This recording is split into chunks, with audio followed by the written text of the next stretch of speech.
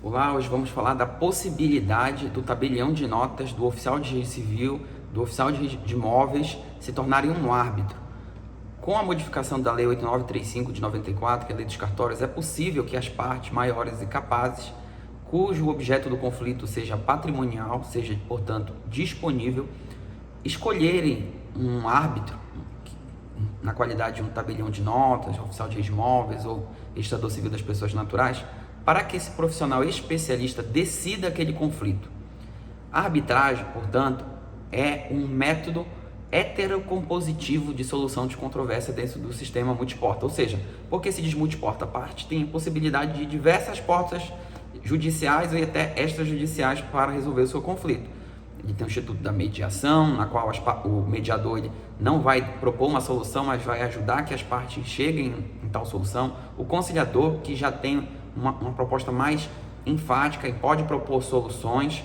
Na conciliação, a matéria é aquela, não há uma relação prévia. Na mediação, normalmente é uma sucessão empresarial familiar, um conflito familiar. E, por fim, a arbitragem, na qual as partes escolhem que um terceiro árbitro que goze de credibilidade das partes possa decidir como se juiz fosse para aquele caso concreto, portanto, produzindo um título executivo judicial chamado de sentença arbitral, na qual é admissível, inclusive, de protesto junto ao domicílio do devedor no tabelionato de protesto. Vale ressaltar, portanto, que as partes podem, de maneira anterior ao conflito, realizar um compromisso arbitral, uma cláusula compromissória, na qual eles estipulam que após o conflito as partes se submeterão à arbitragem, ou o compromisso arbitral, no qual ocorre o conflito, depois as partes chegam no denominador comum para a escolha de um árbitro. Vale ressaltar que nessa segunda hipótese é bem mais difícil as partes escolherem um árbitro, justamente porque já há o conflito ali instaurado, então decidir quem vai julgar seria, em muitos casos, uma parte pode querer uma pessoa, a outra pode querer outra, isso até de certa maneira potencializar aquele conflito e as partes acabarem indo ao Poder Judiciário. O fato é que é mais uma opção para a população poder usar do tabelião ou do qualquer oficial das serventias extrajudiciais que seja um especialista em determinado tema para que ele assim decida.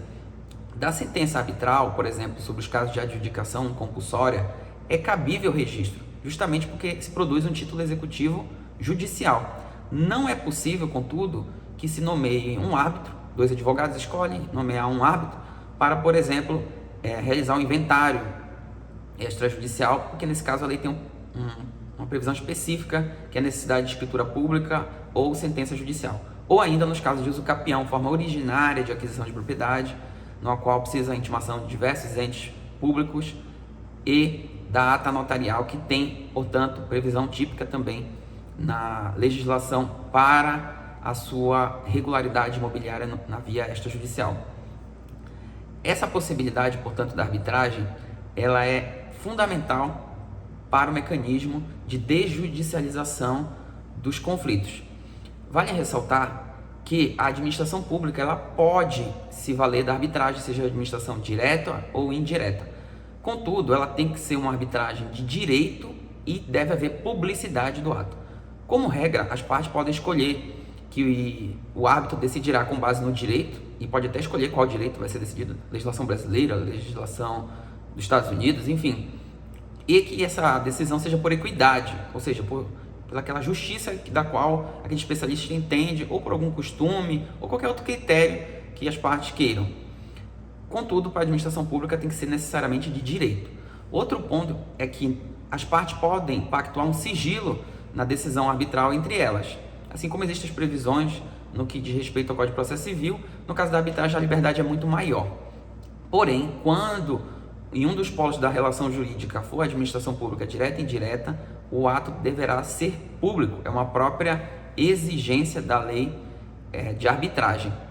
Vale ressaltar ainda que, produzido esse título, cabe o registro do título junto ao registro de imóveis, cabe o protesto junto ao tabelionato de notas, mas não cabe a execução pelo ato. Ou seja, o árbitro, qual as partes escolheram, não pode mandar penhorar bens, oficiar o banco, decretar indisponibilidade de bens, justamente porque ele precisa, após o requerimento para o cumprimento de sentença, que é um título judicial, se valer da esfera jurisdicional, no qual há um monopólio, nesse caso, do Estado para a expropriação, primeiramente a penhora, que é um ato preparatório, e posteriormente a expropriação do bem do eventual devedor, descumpridor da sentença arbitral, que é irrecorrível. As partes também não podem pactuar recurso quanto a ela. Salvo algum caso de nulidade muito específico, todos os casos normalmente se decide dentro da arbitragem mesmo. Ou seja, a parte entende que é injusta a decisão, ela não pode socorrer o Poder Judiciário, ela se vinculou previamente a obedecer aquela decisão arbitral.